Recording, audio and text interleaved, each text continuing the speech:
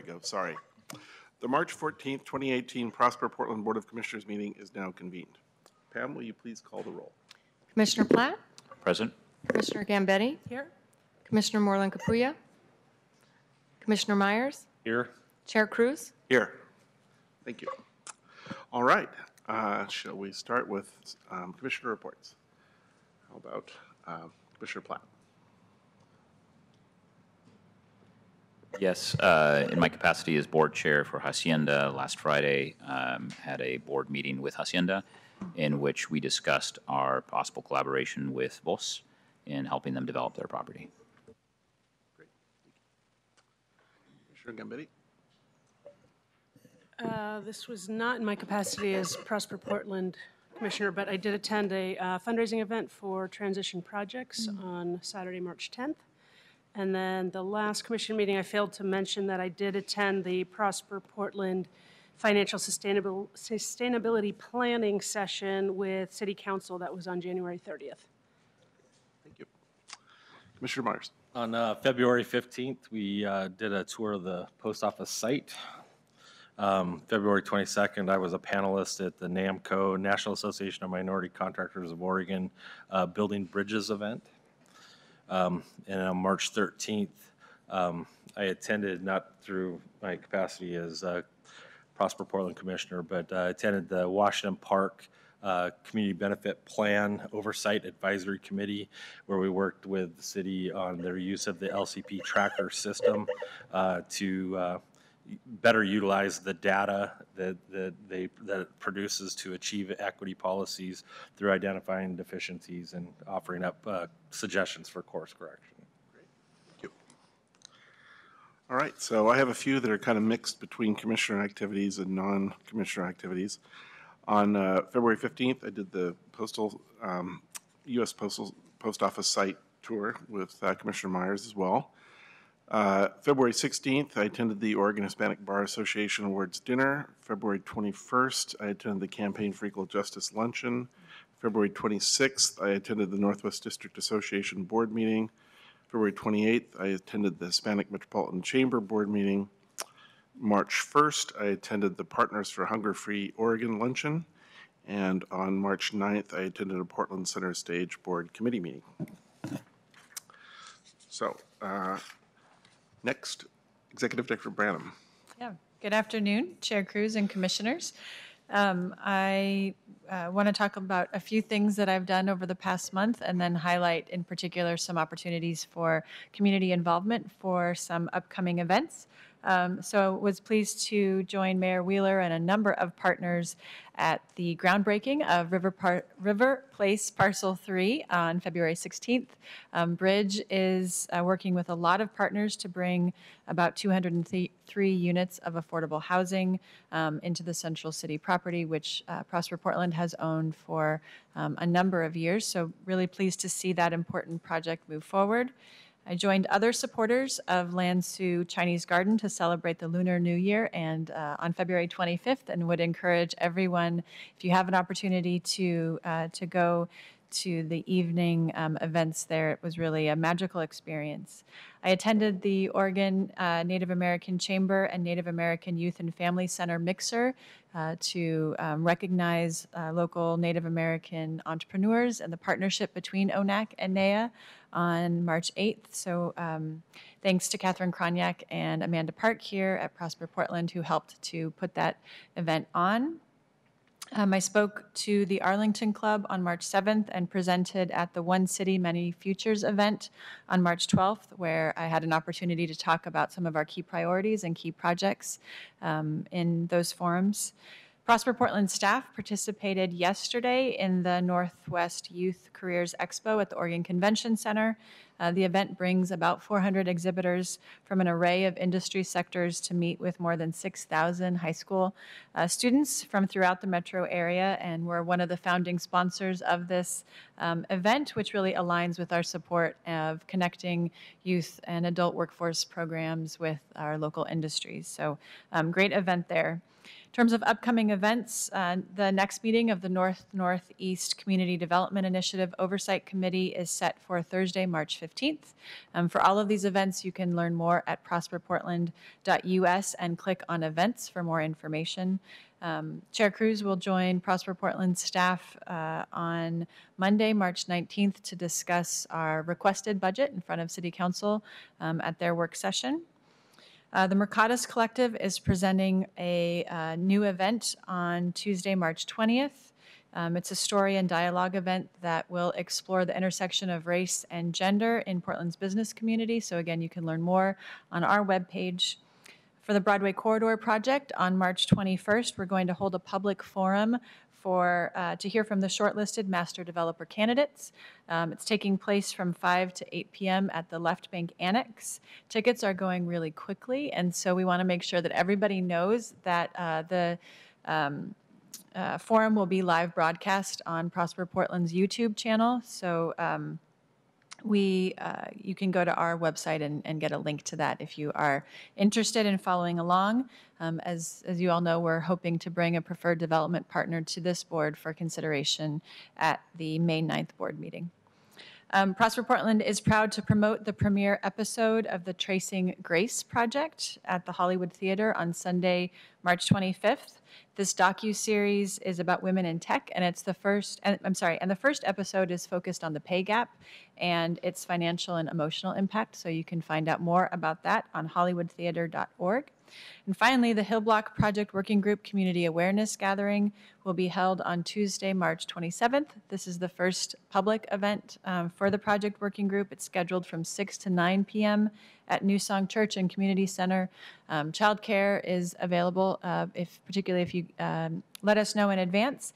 And just as a reminder, this is a reschedule from the earlier event, February 20th event that was postponed due to inclement weather. So lots going on. Thank you. Great. Thanks very much. All right. No public comment, I believe. All right. So next item is number 4, meeting minutes for February 14th. Would someone like to make a motion to approve the minutes for February 14th meeting? Motion to approve the minutes. Thank you. Second. Thank you. All right. All those in favor? Aye. Aye. Okay. Passes unanimously. All right. Let's see. Next up, we have an information item. Update on the athletic and outdoor industry cluster. Trolls Adrian and Sue Ball will present. Thank you very much.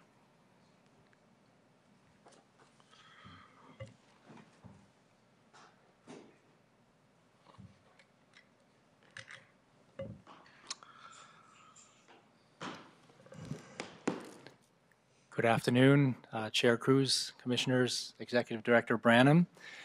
Happy Pi Day, by the way. My name is Trolls Adrian, and I'm the Business and Industry Manager here at Prosper Portland, and I'm here with Sue Ball.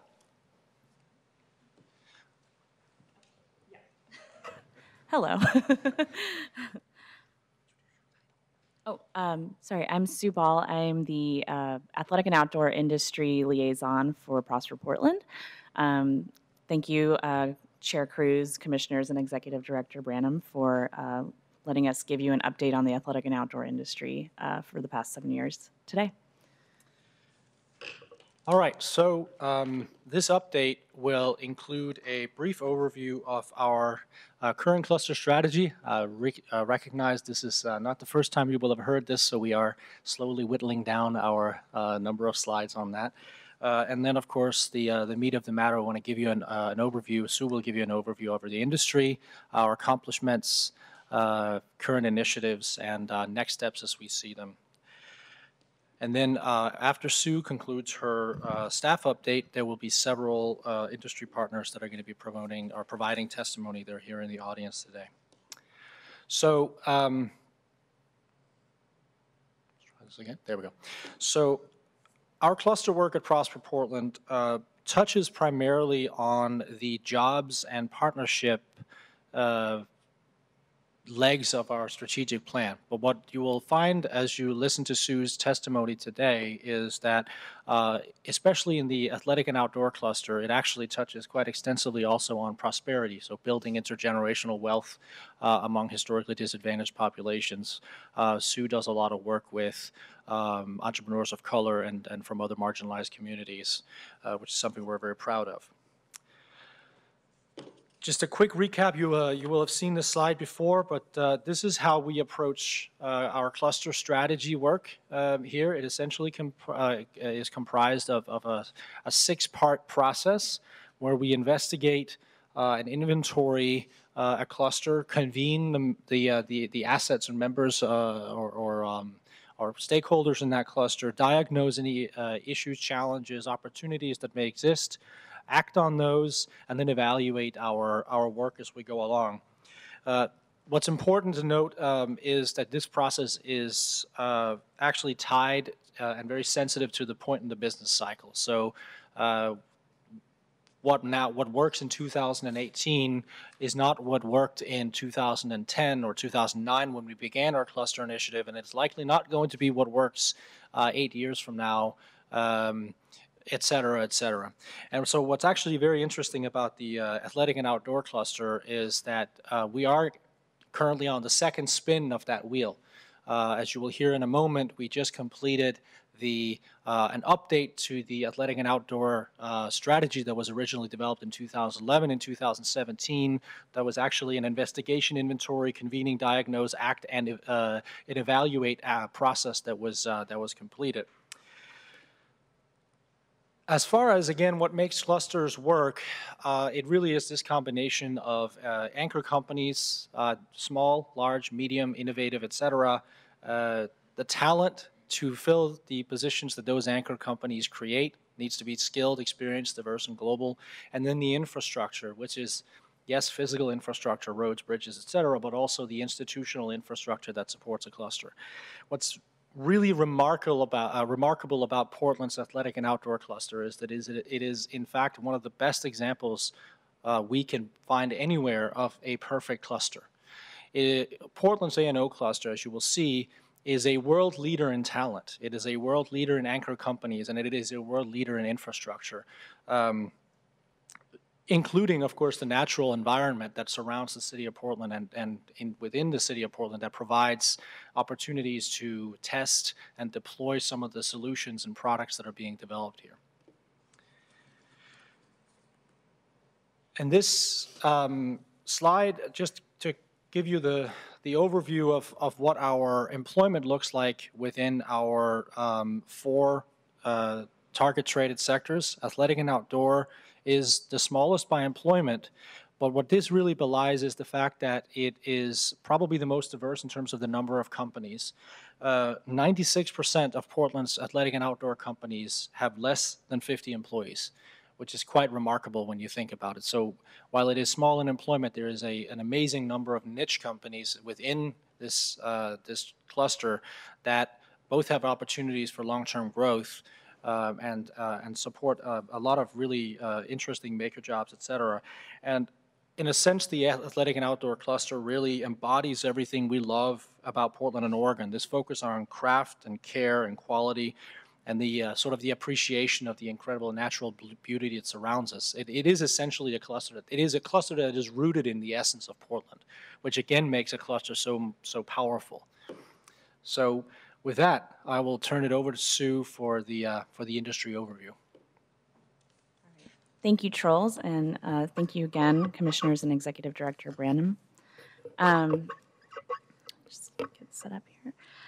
So first, I just want to start with sort of the definition of athletic and outdoor, what we mean by athletic and outdoor, because I know that it can kind of bring to mind a lot of different images for different people. So the industry is really comprised of a lot of small, medium, and large players. You have your traditional product base of apparel and footwear companies, companies that we're all familiar with, like Adidas and Columbia. However, the term also includes many other types of companies. So knife, tool, bike, and gear manufacturers are included in the definition. as well as suppliers and service providers to the industry, which make up a large component of what we mean when we define the industry. And more recently, as Charles mentioned, we have also started to include niche fashion, accessories, home goods, and consumer products companies into the mix because so many of those companies have started to evolve here over the last decade or so, and they face similar sorts of issues as traditional apparel and footwear companies. And many of these companies make their products right here in the region.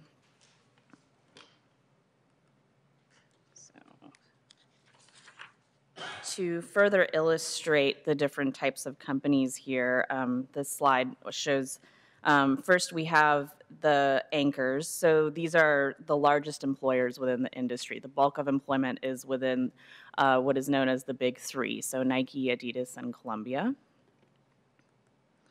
Then there are the medium-sized global brands. So these are well-known brands. They have names that people know in Portland as well as all over the US and globally.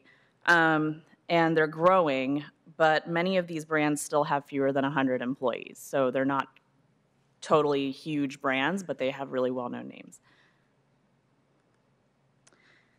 And then you have the largest component of this industry, which are the small businesses. So as Charles mentioned, 96% of the industry is considered a small business. And the majority of companies that we work with hand in hand are in this category. So it includes a broad variety of products, and many of the founders of these companies actually have had previous experience at one of the big three. So it's a really connected ecosystem of talent and founders.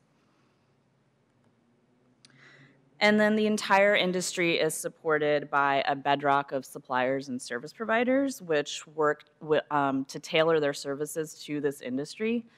So companies like Wyden & Kennedy that provide advertising and marketing support, Aquent, which does a lot of contract hiring for Nike, event companies, OIA Global, which handles shipping and logistics. All of these are kind of in the background helping companies big and small thrive here. So the industry by the numbers. Based on state and local wage data, the athletic and outdoor industry has over 8,600 jobs in Portland, and regional employment when you factor in Nike's headquarters is more than 21,000. There are a wide array of jobs and careers across many disciplines within this industry, including marketing, manufacturing, design, sales, customer service, and business functions such as finance and accounting. So higher wage occupations tend to be found in design and marketing positions, particularly at the big three firms, which leads to a high average salary of $65,000 for this industry. And this industry is actually, or Portland is actually known as the Silicon Valley of footwear with a location quotient of 5, which is kind of a wonky term, but is very impactful because it means that Portland has 5 times as many employees in this cluster in footwear than the national average. And bike manufacturing is also high at a 4.3 location quotient. And our local industry has grown 19% over the last 10 years, while the cluster nationally has actually shrank 15%. So that shows the tremendous power that we have here in this industry. And in terms of my work here, of the 46 A&O business visits that were conducted in fiscal year 2016-17, 56% were to minority or women-owned companies, and at least 10 were located in urban renewal areas. So just to give you kind of a snapshot of last year. And then this is just a sample of companies that have started, relocated, or expanded in Portland since the start of our A&O efforts. This list is impressive because it includes companies large and small, well-known and less known, but it's really impressive because it includes 4 university programs that have started in Portland in the last 6 to 7 years, really, that focus exclusively on training students to work in various capacities within the industry. So OSU, Pencil, PSU, and U of O have all created programs for the industry using industry guidance and support. And they have advisory boards with industry members and receive scholarships from industry. So it's a really unique thing for the city to have that kind of backing.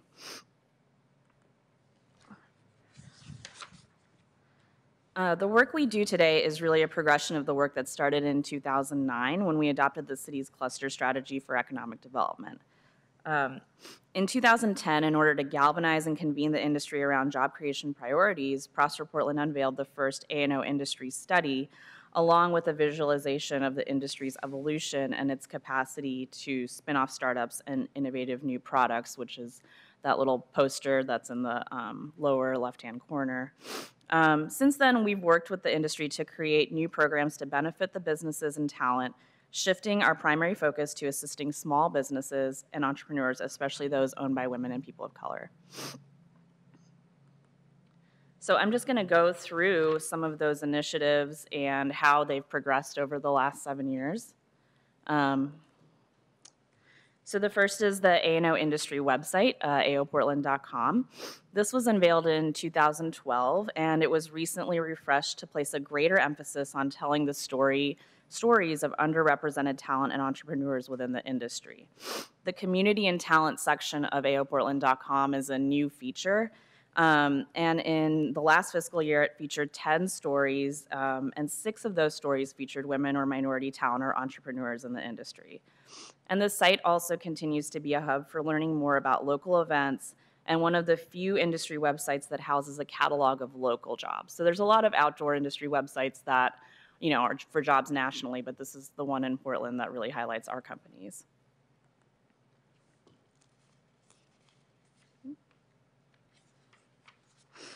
Then in 2014, we decided to update the static infographic to an interactive online tool with the help of Citizen, a local design and technology firm, and Oregon Storyboard, a nonprofit dedicated to helping grow the digital and animation industry. The result is ecosystem.aoportland.com, which allows users to drill down by subsector, company, and also visually shows the growth of the industry here over time. So it's actually a really fun tool to play with to kind of get a better idea of all the different types of companies and subsectors that are included in this industry.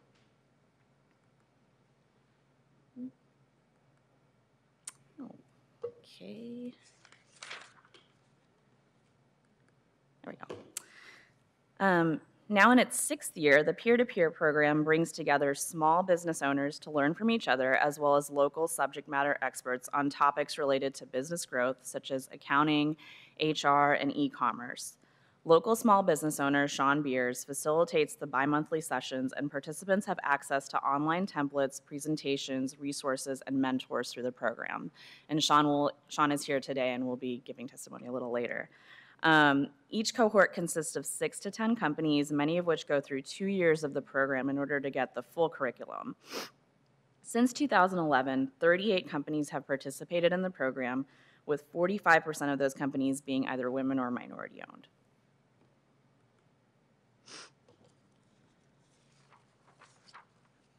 As I mentioned, every year I make business development visits to different companies to help them access resources and kind of give them information and updates on the A&O industry. So as I mentioned, I visited 46 in the last year. And so yeah, these visits really help to establish and maintain relationships with industry executives and founders, as well as connect companies to resources and programs through Prosper Portland, as well as our state and local partner agencies.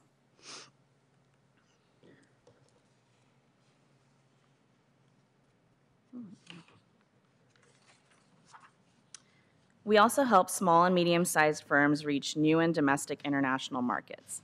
By attending domestic and international trade shows and export missions, small business owners get the chance to develop new trade leads and partnering opportunities that could broaden and increase sales. This work leverages assistance and financial resources available through the U.S. Department of Commerce and Business Oregon. Events such as Pop-Up Portland, Japan, and the ISPO Trade Fair in Munich, Germany, provided small business owners the chance to meet with potential partners, buyers, and distributors, as well as provided a unique opportunity for Portland to highlight itself as a hub for creative makers, handmade goods, and outdoor products.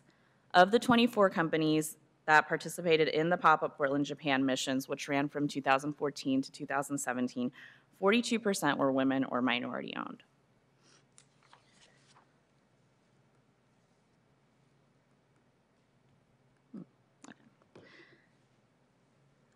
The Athletic and Outdoor Young Professionals Group, or AOYP, has grown a supportive community of young professionals by fostering connections and showcasing industry talent. The group connects talent to local leaders and employers through events and networking. And Prosper Portland works with an AOYP committee that consists of talent from companies such as Nike, Leatherman, and Keen to develop and organize 2 to 3 events a year for the next generation of industry leaders. The group provides a platform to educate up-and-coming talent on the opportunities within the industry and to inspire those that are currently employed in the athletic and outdoor industry. The year ahead will include an expanded committee and an increased emphasis on highlighting diverse voices within the athletic and outdoor community. So this is a really great program because it draws upon people that are currently working in the industry, connects young people and young talent with leaders that have been in the industry for a long time, and it also creates a way for people that might be working at just different companies to connect with each other. Oftentimes they're in their own little silos and bubbles. And if you're looking to make a career move down the road, you might need to know somebody that works at a different company than the one you work at. So it's fostering sort of that ecosystem of talent that keeps Portland at a competitive advantage for this industry.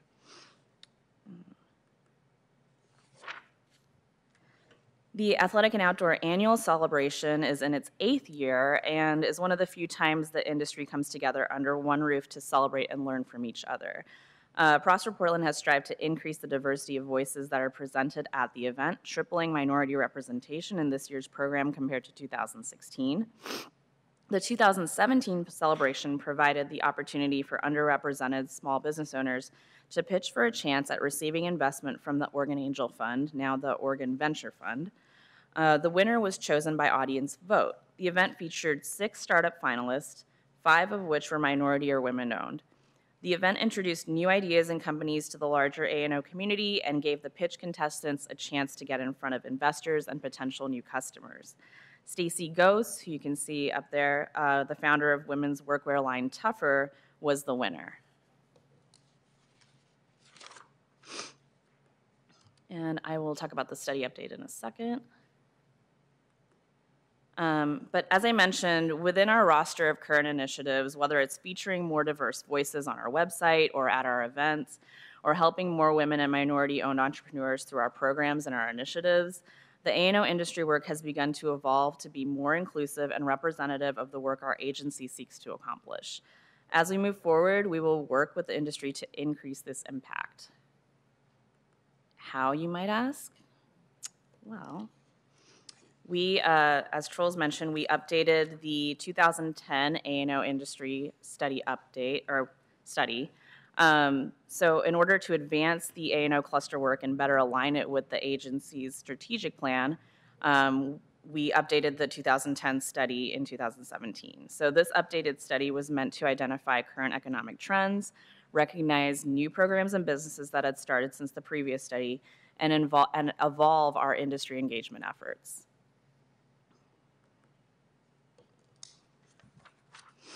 Industry discussions in both Bend and Portland this past year helped us to create an updated call to action that leverages the industry's ability and desire to provide middle wage jobs and career ladders, nurture businesses at a grassroots level, convene around diversity and talent, and to come together in service to the greater community.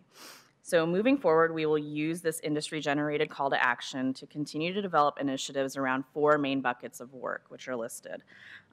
Education, building the pipeline of talent by continuing to support educational programs at Pencil, U of O, and PSU that train future leaders, as well as through our own initiatives such as AOYP. Entrepreneurship, continuing our current programs like peer-to-peer, but also finding ways to increase support for entrepreneurs by exploring the creation of a shared services network that could provide small businesses with services at a reduced cost, as well as continuing to help small businesses identify new overseas markets by partnering with agencies like Travel Portland, Business Oregon, and GPI to explore and organize trade missions to markets such as the UK, Germany, and Australia. And diversity. We will work to organize a committee of hiring and recruitment staff at larger firms to create a catalog of current initiatives within the industry for retaining and recruiting diverse talent, as well as to identify barriers and opportunities that exist for increasing diversity within individual companies. So I know you heard about the Tech Town initiative when Jared spoke in January. We don't want to be exactly like Tech Town, but we want to take some of the learnings from that program and apply it to athletic and outdoor to see if we can bring our industry together similarly around increasing diversity within the ranks of their companies. Statewide coordination and branding is the fourth bucket of work. Prosper Portland will work closely with the newly created Office of Outdoor Recreation, groups such as the Oregon Outdoor Alliance and the Mazamas to raise the collective reputation of the state as inclusive and sustainable, as well as participate in creating collaborative events in support of outdoor recreation and access. We have a lot of great organizations working on recreational access and outdoors, protecting the outdoors, so we don't necessarily need to lead in that realm, but we definitely want to be involved since so many of our companies are passionate about that. And that's the end of my presentation, and we have a few speakers, and then we can take questions after that. Great, thank you very much. That was Thank very you. informative. So we'll go ahead and have the speakers, then if you could come back maybe after that for any questions or comments. Thank you. All right, so we have 3 speakers today. Angela Medlin from Functional Apparel and Accessory Studios, Sean Beers from Portland Product Works, and Corey Giudice, from Flipside Hats. Are they all here? Great. Would you like to join us up here? All 3 would be great.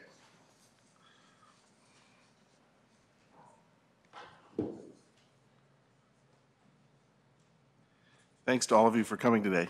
Thank you. Thanks for having us. Yeah, pleasure. Thank you.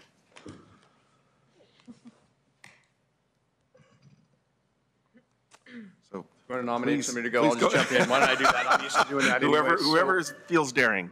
let me tell you a little bit about myself, Great. why I am involved with Sue and the PDC and the educational program, and what I'd like to see personally for the future, especially from an entrepreneur standpoint. So my name's Sean Beers. I'm a Portland born and raised kid and guy, man, I guess. And I have spent a bunch of years at Columbia Sportswear Company, is where I got involved in the industry. I'm a lawyer and I'm a CPA. Probably 12 years at Columbia Sportswear I ended up running the Sorel brand. I ran Columbia's global footwear business, and I learned a lot about the industry during my tenure there, obviously. In fact, so much so that I thought I pretty well knew everything when I left, and I was sadly mistaken about that fact. I knew quite a bit about merchandising and design and sales, but I didn't really understand a lot of the more fundamental elements of the business, and some of the reasons I got involved in what I'm going to talk about in a minute. You know, I knew the sexy stuff. I didn't know the stuff that's going to put you out of business if you didn't actually do it correctly. I later honed my entrepreneurial chops at a company by the name of Corkers, which is another Portland-based company, relatively small, but was able to grow it. Ended up selling my shares back to the family and starting this business that I'm running right now, which is called Portland Product Works. We're a licensing and now a brand ownership company. Think of it as a platform business.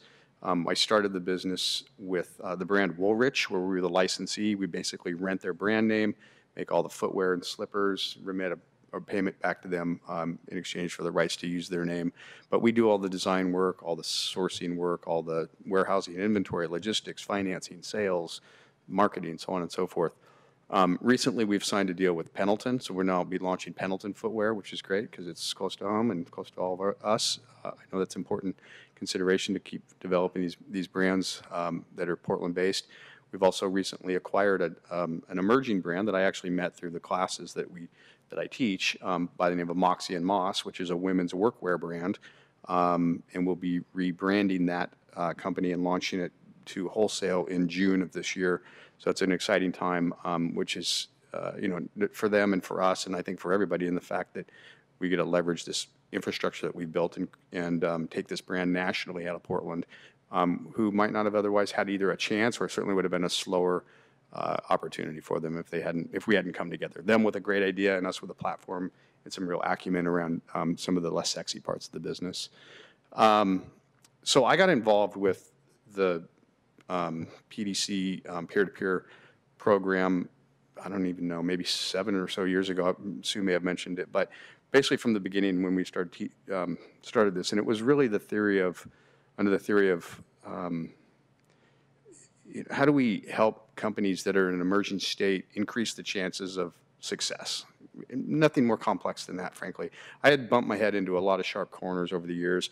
That's just how you learn. You can go to school for this. They teach classes around merchandising and so on and so forth, but you don't really understand what inventory means until you have too much of it, and you can't get rid of it. Then it becomes pretty clear to you. And my goal in getting involved in these classes initially was to literally just share my experiences with other entrepreneurs and have an affinity for them. I think they're some of the most interesting people that exist, and frankly, I just want to see them succeed. They're giving everything they have. There's a major emotional toll that comes along with being an entrepreneur, and it's not something that's, not everybody is sharing that same experience. And I haven't been through it and know how difficult it was. I wanted to try and help promote success amongst these companies. And frankly, Portland's a hotbed. I mean, there's so many good ideas. One thing that I'll point out, Sue was pointing out a pretty impressive list of companies that we're familiar with now that are thriving or semi-thriving.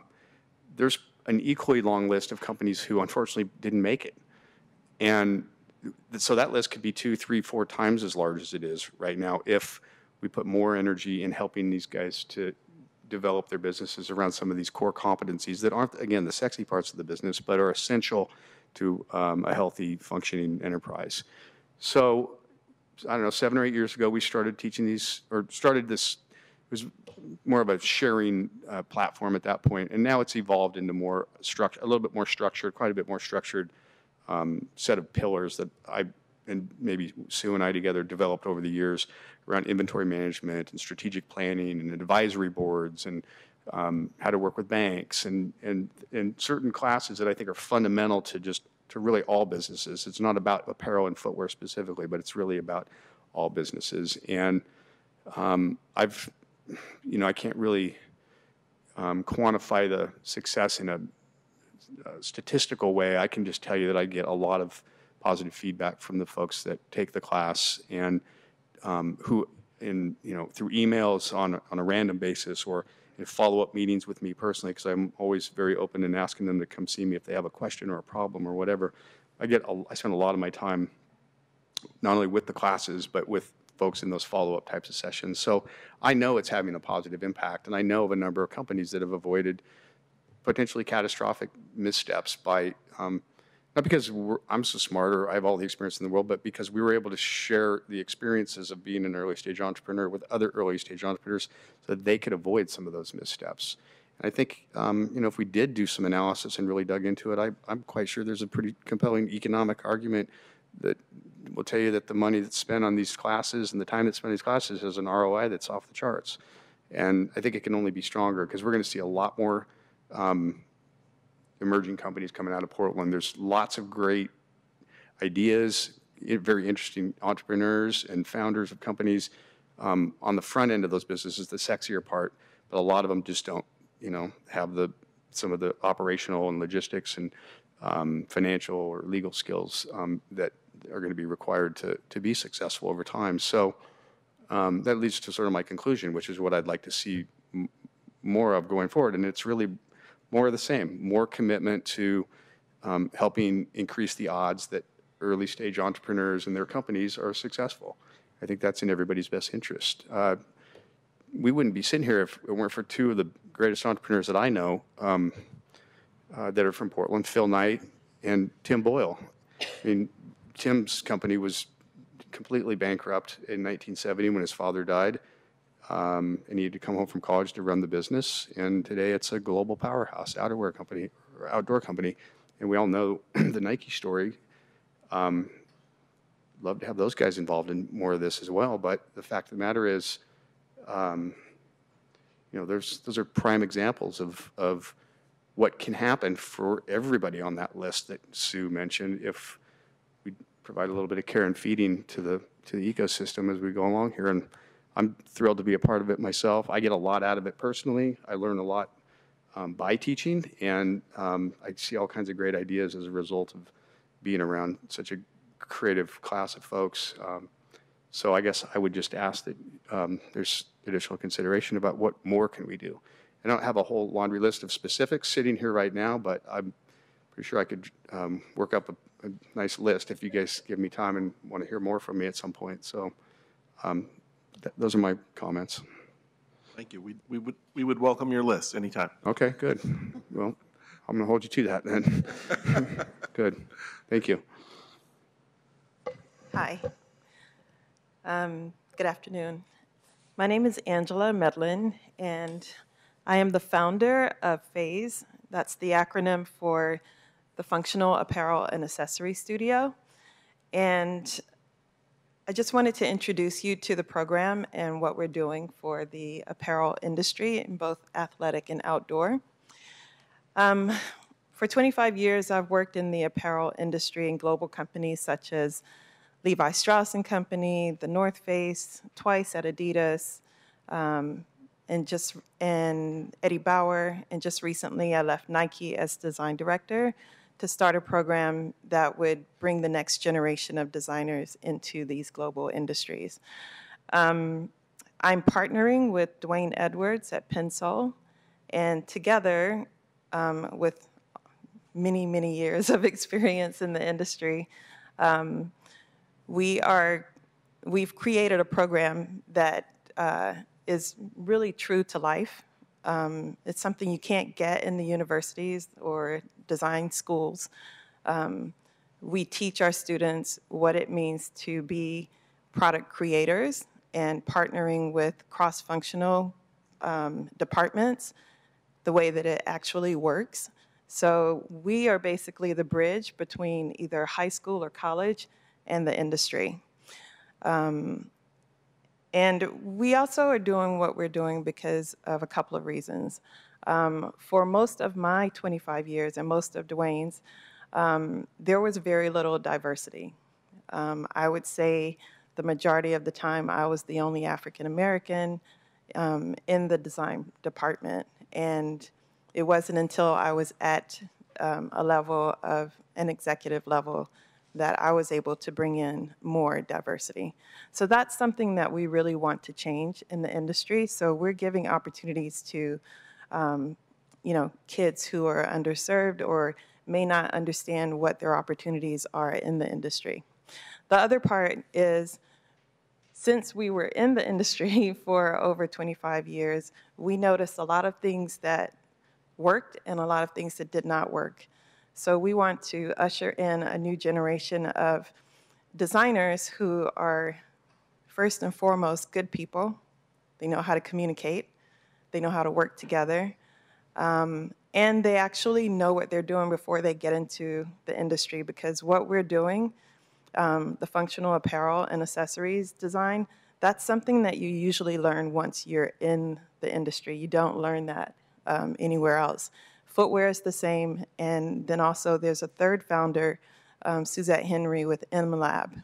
And so with the three of us, we bring our students in for each studio, we put them together, they all are accountable to a brand for 12 weeks, and this acts as a 12-week interview with these companies. FAZE, the first semester was last fall. We're currently in the middle of the second one, and by fall 19, in partnership with PNCA, we will start a 2-year accredited program. So I think that was the gist of FAZE. If you have any questions, you can always reach out to me at angela@pensole.com, and or Dwayne Edwards, he can point you in my direction. I would just add to that, if I can, that just I'm a huge advocate of Pensole and of Dwayne's, and we haven't spent any time really together. But I know that what they're doing is like what we're doing with the peer-to-peer program. It's creating additional energy here in Portland. It's attracting people and entrepreneurs and creative people to the city, and it's further building the what is ultimately going to be the absolute hub of this universe. And so I couldn't be a bigger supporter of what what they're doing, and I think it fits in very nicely with what we're doing, and it just feeds on my concept of we can all do even more to keep driving this thing forward. So, anyways. Angela, is the program tuition-based? It is. So it is also curated. So everyone who applies, they don't necessarily get in. We want to make sure that, you know, whoever it is that comes in, they're very serious about the next steps, and that they're super talented at what they're doing, and that we can add to that. Tuition for the PNCA program is, I think it's close to $10,000 for the 12-week intensive. Outside of that, when we're not in session with PNCA, each one of the studios are their own businesses. So whatever, you know, when the students come into Pencil as previously for footwear design, that would be, the students would come in under grants or tuition that's been supported by businesses. And you serve also just high school grads? For How young? footwear, I know that high school is included, from high school on up. For apparel, a lot of times it's best if they've had some college experience, because the way things are put together, it's a little more complicated. So yeah, just kind of the foundation of apparel. Yeah.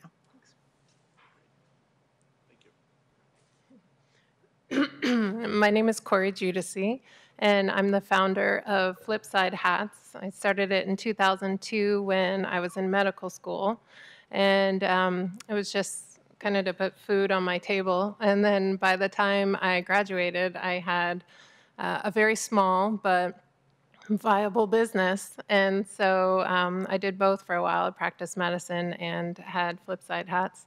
And it grew very organically. It started in my basement, and it was me sewing with my girlfriends. And then we graduated into the garage, and then into a bigger garage. And eventually we rented out a studio in the Troy Studios building. We had the whole bottom floor of that, and that felt like a huge achievement. Now we have grown to a team of 11, and we work with local contractors as well with sewing. And so we're now in the Southeast neighborhood in Belmont, and we have our offices. We do direct shipping from there. We have a store, so we have a storefront, a showroom. And we do festivals and have a traveling circuit. But our lion's share of our business is wholesale, and I'm here because I've done the peer-to-peer group. I've actually done it 2 years because I found it so helpful.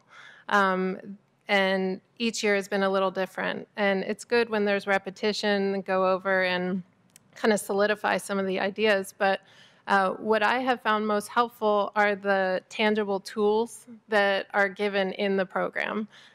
Sean provides so many tools that I'm so appreciative of, but some of the most valuable for me has been the go-to-market spreadsheets of what to do when, and the checklists and all this stuff that when you're growing such a small business, then you're doing it putting out fires. And this is more giving the tools for figuring out how to plan ahead. And Avoid fires. avoid fires. In the first place. Yeah. Fires are often self-created fires. Yeah, fires are often good though, because it means you're growing and there's a demand. But some of the classes that were most helpful to me were the strategic planning and the go-to-market. Of course, the financial planning is always appreciated. Flipside actually has really good cash flow, so feeling good there. I really took the peer-to-peer sessions seriously, and they ask in the beginning to do that because it's a commitment. It's a commitment on their part for showing up and divulging all this information, sharing it with us. But so for me, I really took that and did the homework and implemented a lot of the homework that they gave, and it's been really helpful. So our business, I think when I started doing these, we had about maybe 100 wholesale accounts, and now we have about 450. And so I'd say a lot of that is, well, a lot of it's due to how awesome our product is, but but we were able to do it fairly smoothly because of these sessions and because we took it seriously. So that's why I'm here, because I'm really appreciative of what it has given us and the tools that it gave us. One of the questions was that I was thinking about is like, what could Prosper Portland do better for us, or what are some other avenues? And really the only thing that I could come up with is that we manufacture a lot ourselves. And so it's really difficult in this age to find people who want to sew. And there's not a lot of there's not a lot of reasons for people to want to go into the sewing business, and a lot of the seamstresses that are out there now are retiring. And so there's this gap that needs to be filled, and I'm not quite sure how it needs to be filled, but I have some ideas. So I'd love to go over that with Sue and any of you. And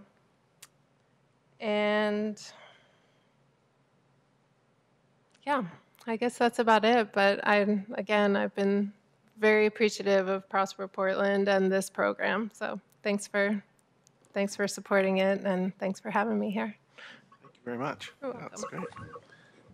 Any comments before they sit down? No comments? Okay. Yeah, thank you very much. It was a great overview, and really appreciate it and appreciate all of your individual perspectives. So thank you so much. You're welcome. It's great. Thank you as well. You should wrap this up pretty soon. It's sunny out. Get outside. All right, thanks. Okay, thank you. All right, would you like to hear from Trolls and Sue? Do you have more questions or? No? No? No? I think we're okay. Okay. Just one? Yeah, okay, sorry. It's just for the two of you, it's sort of combined, but yeah, I'm impressed by as you were describing, Trolls, this is really a perfect cluster. It works in so many different ways in the way that clusters should work. I'm curious especially about the peer-to-peer network and the curriculum development for some of these training programs, because I think there might be some lessons that we could learn about how to apply those programs to other industries, including tech, for example, which is the one that's kind of leading the charge right now in terms of growth. So I just wanted to see if you have any insights about that, lessons learned on your part.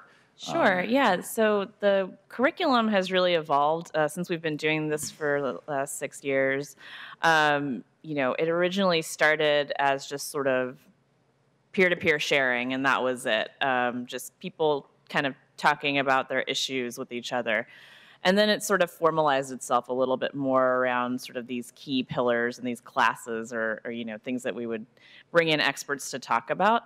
And every year with every class, I would send out sort of a survey ahead of the class to ask, what are your top 3 business issues that you're facing that you'd like addressed with this?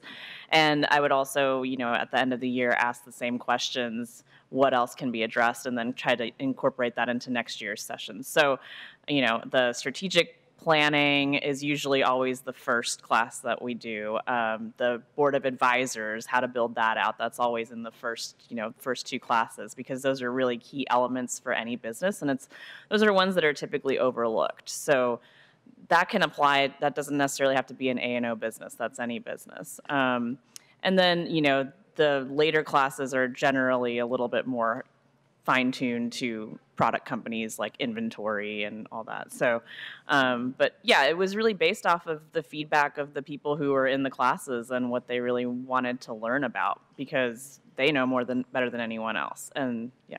So to the point about the developing opportunities for underrepresented communities in the industry, how did that come about as an extension of these conversations, right? Within the peer-to-peer network, troubleshooting, sharing success stories, learning opportunities, et cetera. I totally get that. I'm just kind of curious, at what point was there a sense that we need to be doing the outreach now, right? And how did that come about? Doing more outreach to the underrepresented. Exactly. And then out of entrepreneurs, that, the training opportunities that are now present. Well, I mean, we originally just started with any, just any A&O entrepreneur that wanted to be in the program and not really like focusing on reaching out to underrepresented entrepreneurs. But as our strategic plan for the agency changed and, we realized like, yeah, that is an emphasis that we can place on even this group, right? So really, really figuring out like, how do I engage with more women and minority entrepreneurs? And this is one of the programs that really can benefit them, and we don't charge companies for it or anything. So just being really mindful of who I'm engaging with, and some people have the experience, they don't need this as much, others probably need it more. So figuring out like who's going to benefit the most from engaging in this. So did that answer the question? Okay. I just have one kind of general question. I wondered, so, I should know this, having just gone through the budget process, but in terms of the resources that we allocate to this cluster, which I think is, or the cluster program generally too, I'm wondering, where are we at? How many staff assist you? Is it just you? Or you must be very busy. Yeah. We have our support staff, obviously, our administrative staff that assists a lot. But I am the sole athletic and outdoor industry person that's working on the industry. So, and Trolls helps. Yeah, and I can tell you, so our overall cluster program is, in terms of general fund revenue, is just over $1.1 million in the proposed budget for 2018-19. The preponderance of our spending, general fund spending, is on maintaining an FTE per cluster. Because what really sets Prosper Portland apart, not only within the region, but really nationally, is that we have actual staff devoting all of their time to building knowledge, relationships, and policies that benefit the core industries that drive Portland's economy forward. And that is a strategic objective for the agency and indeed for the city that actually sets Portland apart amongst many of its peers in a good way.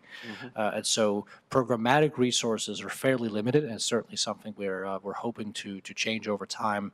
But the majority of our spending within the cluster initiatives is actually on staff. And then what we do is we try as much as we can to leverage non-general fund spending. So when Sue mentioned that we utilize U.S. Department of Commerce resources, what we call the STEP grants for export assistance, we're actually leveraging for each dollar of Prosper Portland spending on going to a trade show, several dollars of federal spending and also matching from private resources. So what we have become fairly good at within the cluster team is that type of leveraging, both of general fund and of URA and of enterprise zone. So Great, thank you. Yeah, it seems like money very well spent and a good return overall. So Thank you. yeah, thanks very much. Could I just make a comment, Chair? So thank you very much. And, to that point, I think we would love to scale up some of the programming in the same way that we have on the entrepreneurship and community economic development side. We would love to be able to do a class of 30 for peer-to-peers. We would love to be able to have, in the same way that we've worked with PI and TIE and other external partners to support the tech industry. I mean, I think we really would like to grow programming. I think under Sue's leadership and, we have learned a lot about the industry and we could scale it. I think it is a question of resources. And because we have been in cut budgets for so long, we are really leveraging, as Charles has mentioned, the resources that we have. But we'd love to have philanthropic partnerships. We'd love to have other kinds of partnerships so that it could scale. And so I think it's something that as we go about this kind of next iteration of the investigation and planning process, that we will be looking for new resources, because we'd love to be able to work with newer firms, and we'd love to be able to take the learnings to, just a broader array of businesses. Okay, any more questions, comments? All right, thanks very much. That was great. Thank you very much. Thank you. Okay. So next up, we have item number 7, which is authorizing an intergovernmental agreement with the City of Portland Bureau of Parks and Recreation in an amount not to exceed $1,890,986 for the Leach Upper Garden Development Project. And Bernie Krosky is going to present. Thank you, Bernie.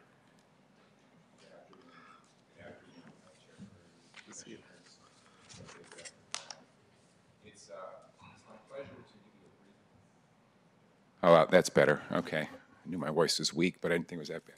So it's my pleasure to give you a brief presentation about the Leach Upper Garden project, which I think is going to be really great for the city in general.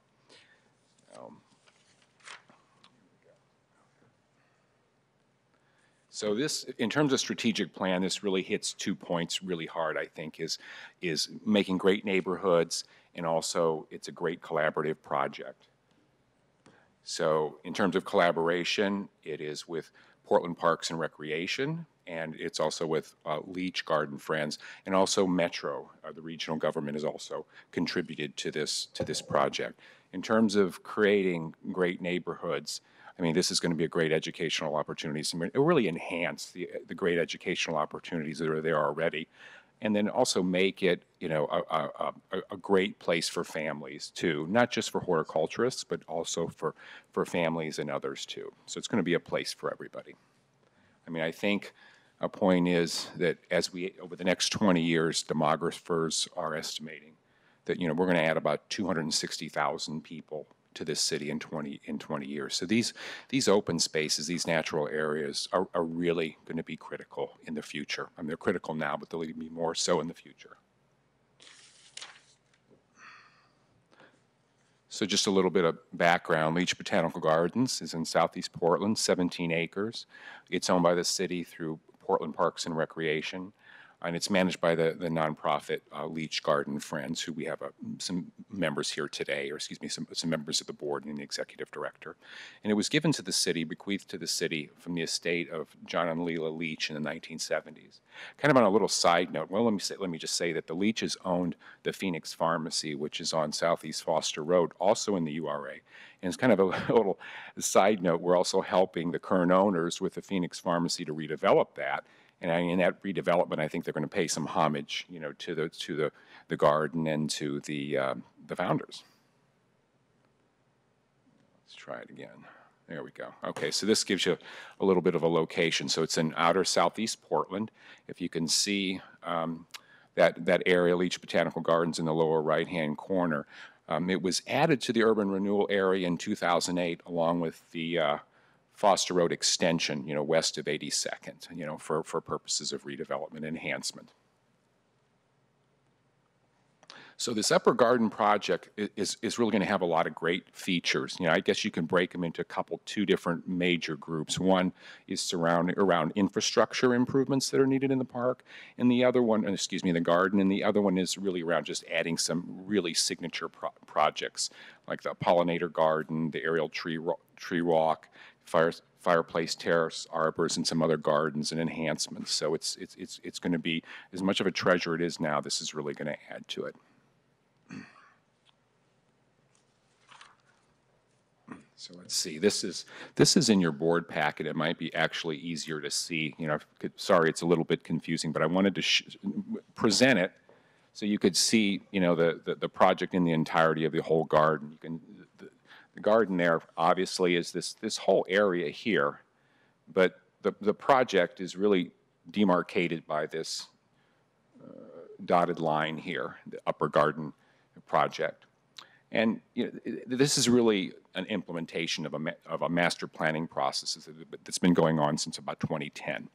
And so you can see part of this master plan, really, it broke the garden up into kind of sections or zones primarily. So you have in the northern area, this upper area, more of the services, the parking lots, administrative services. In the center is going to be gardens, the heart of the garden right here. And then down here, the forest area. And then down along Johnson Creek is a riparian zone. So these 4 zones, you know, that can define the garden. So this is the little picture of what the pollinator garden is going to look like. It's going to be a meadow-like garden with multi-seasonal plants and providing year-round habitat for birds, small mammals, and like its namesake, food for pollinator species. So. And then this is the fireplace terrace arbor structure. So you have an arbor on the terrace with a fireplace there that's going to be quite spectacular. And then really a cool key feature. Not yet. Oh, Justin started. That's okay. Okay, so this is the aerial tree walk that's going to start at that arbor structure and go to the south and then and loop around and bring you back to the arbor structure. And at its southernmost point, you'll be 30 feet off of the forest floor. And so it's really going to give you a great view of the canopy. Instead of just looking up, you're going to be right there in the canopy, and then you can look down upon the forest. You might encounter a few ghosts along the way, but I don't know. They're friendly. Thank you. Okay, so this is the schedule. So hopefully by November, the contracts will be in hand, and then in January, the project will start in earnest. Community participation and feedback. This really, I think, Leach Garden Friends and Portland Parks and Recreation did a spectacular job in outreach, and really with the intention of diversifying the patrons of the park. So they made a lot of effort to go out into diverse communities and communities of color and immigrant communities, and meeting people where they are instead of expecting people to always come into our place.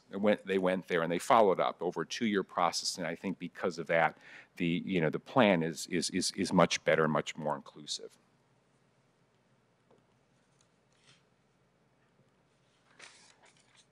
So, as many of you, well, let me just state too that this obviously is going to be Prosper Portland is going to be subject to our social equity policy, which this will meet in full and hopefully exceed. And in this part of the city, about 30% of the residents in these surrounding neighborhoods are people of color and immigrant communities. So this will be great for that section of town that's been underserved in years past with parks and recreational opportunities. So now we get into the numbers a little bit. So the whole project is almost $9 million, but the IGA that you have before you is only governing $7.6 million of that project. There's the 1.89 from Prosper Portland, with a large part being Portland Parks and Recreation SDC charges coming back into this. So at 5.5 million, and then Metro's committing 188,000. And then so you can see that it's not covered in this IGA, but it's going to be covered in a separate agreement between Portland Parks and Recreation and Leach Garden Friends. Is that there are 1.26 million in funds for the capital campaign that they raised. So when you add the IGA and the capital campaign together, you get the 8.9 or nearly $9 million that's going to be invested in this park. So before I turn it back over to Chair Cruz, on behalf of staff, we wanted to call out a few former board members at Prosper Portland that not only supported this project in terms of professionally on the board, but also actually gave their own funds for this and contributed to the capital campaign. And that would be former board chair Scott Andrews, Charles Wilhoit, and also Commissioner John Mullis. And I also just would like to say that the project manager for Portland Parks and Recreation, Ross Swanson. Ross, you want to? Not I'll give you the sign. Okay. And then we also have Leach Garden Friends Executive Director David Porter. And there are also some board members from Leach Garden Friends. You want to? Okay. And well, I have to call out Irene Bowers. She's on the board. She's a former Prosper Portland. Okay. All right. Okay. So I'll turn it back over to you, Chair Cruz. Okay, great. Well, thank you very much for that. I think what we'll do is we'll go ahead and have the speakers, and then we'll have questions and comments if we want to. So our visitors will be David Porter, Executive Director for the Leach Botanical Gardens, and Ross Swanson, Capital Improvements Manager for Portland Parks and Recreation. You can join us. Thanks very much for coming.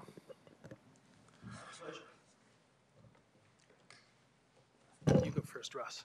Well, thank you. I'm here mostly for questions, but also on behalf of Portland Parks and Recreation. Thank you for your partnership. I've been on the project for 4 years, and we always appreciate. Okay, does that work? We've always appreciated the holistic look that Prosper Portland has towards economic development and in some self-interest for open space and placemaking. We feel like this is a mutually beneficial project from both bureaus' standpoint.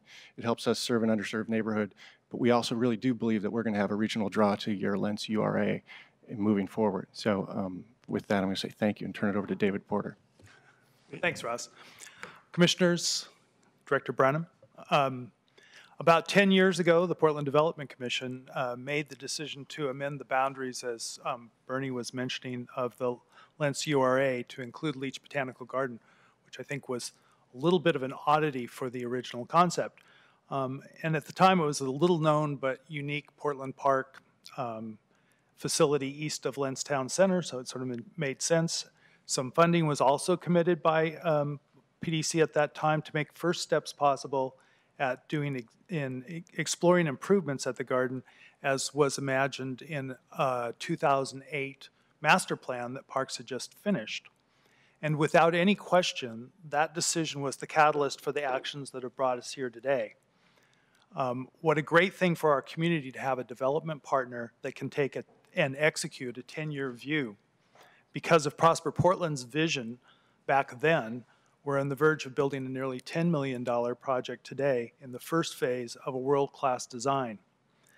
The residents of Portland who live east of 82nd Avenue have not had much in the way of quality public amenities to visit and enjoy, and also to point to with pride.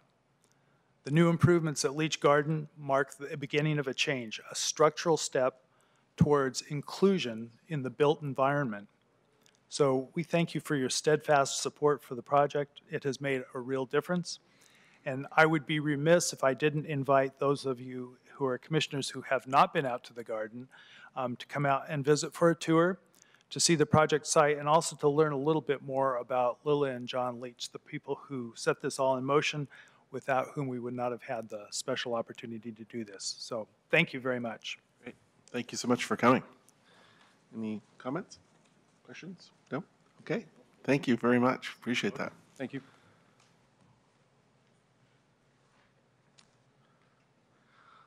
All right. Do we have questions for Bernie? No? No? We're good? I'm just curious, you've done enough schematic design, obviously, to be able to do a video walkthrough of the aerial bridge. Oh, that wasn't mine. But just wondering if there's cost overruns, who's responsible for those? Not Prosper Portland. So that would, some of the parts of the project would probably have to be delayed. I mean, there is a pretty healthy contingency in the budget, but Prosper Portland would not be responsible for any kind of cost overruns. I mean, we're about 25% of the project, and our money will go in pari passu or in proportion to our funding. So as the invoices come in, we'll pay our share. So, you know, it's a measured risk. Okay. Other comments, questions? Actually, I have one real quick one.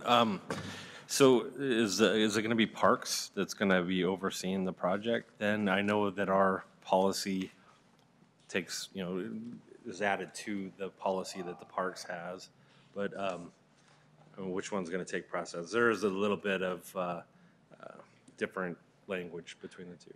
I mean, well, it's our MWSB policy that is inside the IGA, so then that's for training and hiring as yes, well. Yes, Commissioner. Great. All right then. Thank you very much. That was Thank really you. Thank you very much. Looks like a great project, and really appreciate the Yeah, I'm update. excited to get this underway. Thank you. Thanks. So with all that in mind, I would accept a motion to approve resolution number 7264 regarding the IGA between the City of Portland Bureau of Parks and Recreation, an amount not to exceed $1,890,986. Move to adopt the resolution. Thank you. You have a second? Second. Thank you. All those in favor? Aye. Okay, passes unanimously. Thank you. All right, so next up,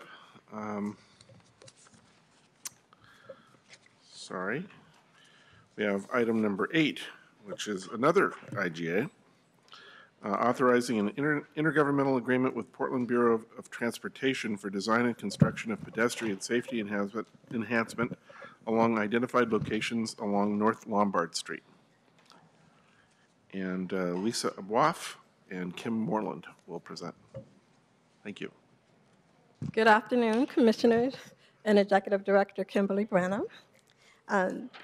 My name is Kimberly Moreland, and I'm the Relationship Manager for the Interstate Corridor Urban Renewal Area, as well as Project Manager for redevelopment projects in the Interstate Corridor Urban Renewal Area.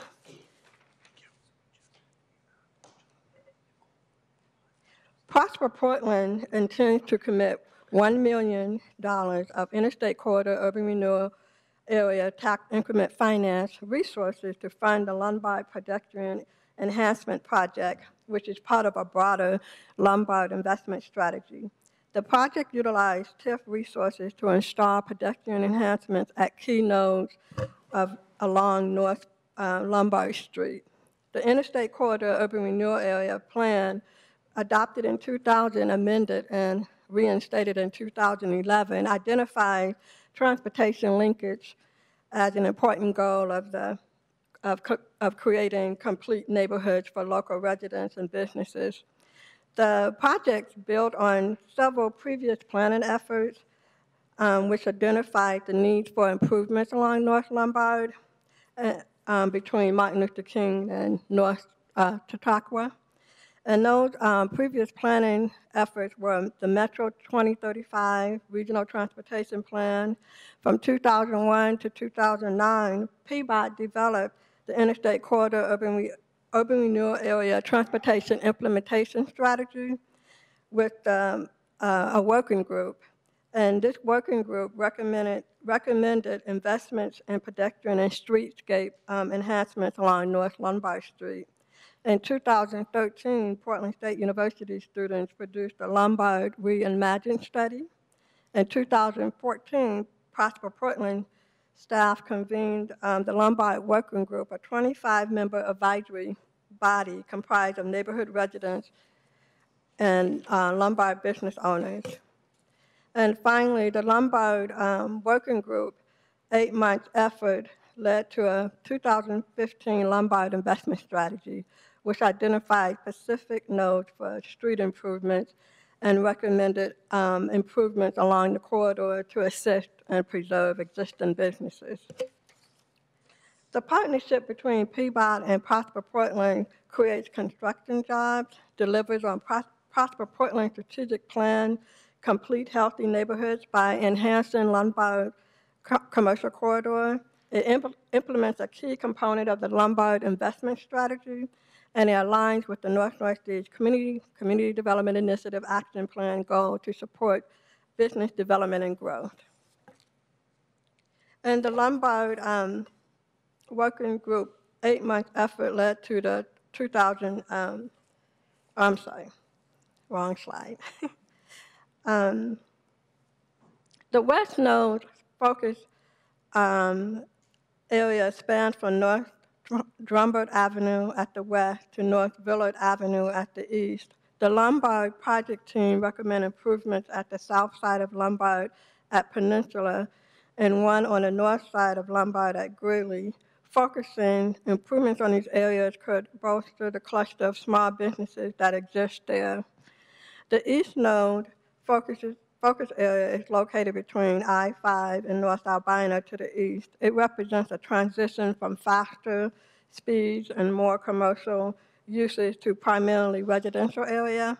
This focus area contains several automobile uses mixed with pedestrian-oriented small businesses, and the lack of marked pedestrian crossings at North Mississippi is a major concern to the surrounding community, given its location to the Trinity Academy Middle and High School and the existing TriMet stop.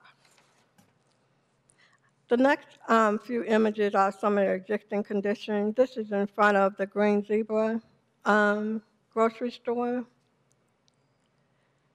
This is now the location of a pet and gardening store. And this is the location of that small cluster of businesses primarily owned by Latino community and business owners. And I forgot to mention that the pedestrian enhancements will focus on the east and west nodes. And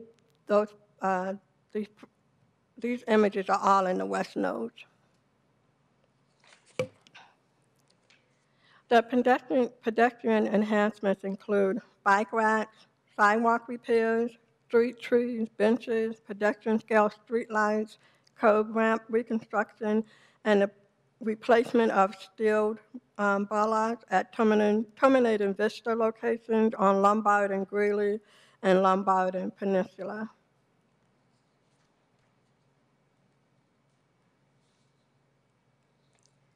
The community participation and feedback included, as I noted before, an 8-month community input, which resulted in the Lombard investment strategy, and it included public branding workshops, 6 walking tours, business outreach, a public open house, and a working group representing properties and business owners that provided direct input. Staff connected with community stakeholders during the North Northeast Community Development Initiative and discussed the project with the Prosper Portland Budget Advisory Committee. On January 25th, Prosper Portland and PBOT staff met with the North Portland Land Use Group, a community representing a collaborative of North Portland neighborhood organizations, to review project status, the partners' investment commitment, and next steps. Most recently, Prosper Portland staff and Kenton neighborhood residents visited several businesses in the West Node. And if the IGA is approved, Prosper Portland staff will continue to assist PBOT staff with community outreach. And in addition to the infrastructure investment, Prosper Portland will reserve $500,000 for business preservation and expansion activity along the corridor through the agency's Prosper Investment Program, which we call the PIP grant, and by expanding technical service assistance to the area businesses. The project schedule is outlined on the slide. It begins fiscal year 2018-2019 and plan to break ground in October 2019. The pedestrian enhancements will be funded 100% by Prosper Portland $1 million investment, and a detailed design and construction estimate will be determined during the design phase. And that phase will also be informed by community input. This is a much-needed investment in the Lombard corridor, which is bounded by neighborhoods with higher than city average poverty rates and percentages of people of color. The investment will be subject to Prosper Portland's social equity policy, providing opportunities for minority women, emerging and small businesses in design and construction contracts.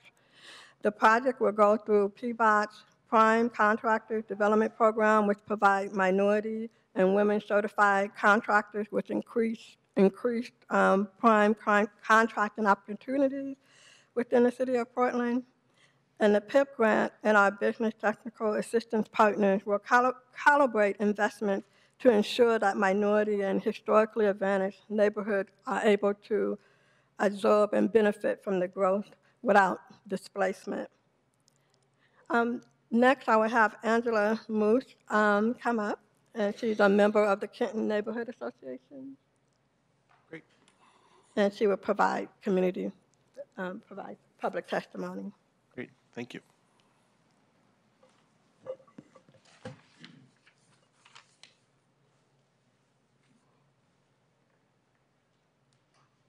Welcome. Thank you for coming. Well, thank you. I appreciate being invited down to talk with you this afternoon. I'm Angela Moose. I'm a member of the Kenton Neighborhood. I'm on the Kenton Neighborhood Association Board, and I serve as the treasurer of the Kenton Neighborhood Association. And over the last 10 years, I've had a lot of involvement with Prosper Portland and PDC staff through the activities of the Interstate Corridor Urban Renewal District. And in our neighbor Kenton especially, I know the value of the funding that we received for the Kenton Community Garden, the Kenton Tool Library, the improvements to the historic Kenton Firehouse. We have our lovely streetscape project in downtown Kenton on North Denver with the street front improvements that have helped our local businesses become much more revitalized. And there was also work done to improve some of the industrial buildings for some of our favorite neighbors at Figure Plant and Salvage Works, which are part of your lease group. So we hope that they will be there for a long time because they add a lot to the community as far as business involvement in our activities. And I wanted to thank Kimberly for reaching out to me today to come down and speak with you in support of this intergovernmental agreement between PODOT and Prosper Portland for the design and construction of pedestrian safety enhancements for the identified locations along North Lombard Street. And I've been a resident in North Portland for over 25 years, and I live like a block and a half off North Lombard. So I have a very strong investment interest in seeing pedestrian safety improvements. Right now, I walk along the back neighborhood streets to go up to Green Zebra Grocery, and I look forward to the period in time when I'll be able to walk down Lombard with better crosswalks, better lighting, better aesthetics, nicer street fronts, in a way that the community businesses are a little more involved with the residents. I also live very close to North Drummond Street, where there was a bad accident with a child several years ago. So having ODOT's participation in this project eventually will also bring to street calming, which if you drive on Lombard often, you know is a very, very busy street. And I just wanted to share with you this pile of materials I've collected over the last 5 years of doing activities along the North Lombard Enhancement Project. Got involved, first of all, with the SWIFT planning group with the students from PSU that started the Friends of Lombard. And they kicked off that project 5 years ago in June of 2013. And their interest created a great Facebook page. If you ever want to get the history of all the process of the Friends of Lombard, it's a good historical background of the time the public has spent involved in this project and its support to it. We started regularly meeting in June of 2013, and that included walking street tours, planning ideas. We had an outdoor cleanup picnic one Sunday morning to clean up litter along North Lombard. Let's see, there's tree plantings provided by the City of Portland, and the engagement with Prosper Portland to revitalize the street enhancements with the funding started in 2015. And that again involved more street tours, more meetings, the design, the public open houses. We had really good participation from both neighbors and businesses in those activities. And it's very rewarding for me to be able to sit here today and thank you for the opportunity to support this project. 2019 seems a long ways away, but we've been hanging in here long enough that we'll appreciate the outcome of that project immensely. And I also wanted to say in closing, I wanted to acknowledge some of the neighborhood leaders that have now kind of passed on from the project. Megan Watts used to be the K&A chair. Lillian Knight is a teacher at DeSalle High School. She was very instrumental in helping with community engagement. And Nate Young is a member of the Arbor Lodge Neighborhood Association. He worked a lot with some of the street tree plantings that initially happened along the street. And then also Lisa Cedar from Green Zebra Grocery. She helped as a businesswoman get this project kind of oomphed and started up also. So again, we appreciate your support. And again, we'll look forward to all the changes and improvements. So thank you very much. Thank you. Any questions or comments? No? Okay, thank you for coming. Really appreciate it. Thank you, Angela. I also want to introduce Nicole Pierce. She is a representative from PBOT. And she's sitting back there. She's available for questions, right, if we have questions. So. Do you guys have any questions for Nicole? She's welcome to. Okay, I think we're good, so thank you. Thank you for coming. Okay, thanks very much. Thank you. Really appreciate it. It was a great presentation, so. All right. Then I would accept a motion to authorize an intergovernmental agreement with Portland Bureau of Transportation for design and construction of pedestrian safety enhancement along identified locations on North Lombard Street. That's resolution number 7265. Motion to approve. Thank you. Second? Second. Thank you. All those in favor? Aye. All right, passes unanimously. Thank you. Okay. Well, if we have no further items, no, then the meeting of Prosper Portland Board of Commissioners is now adjourned. Thank you.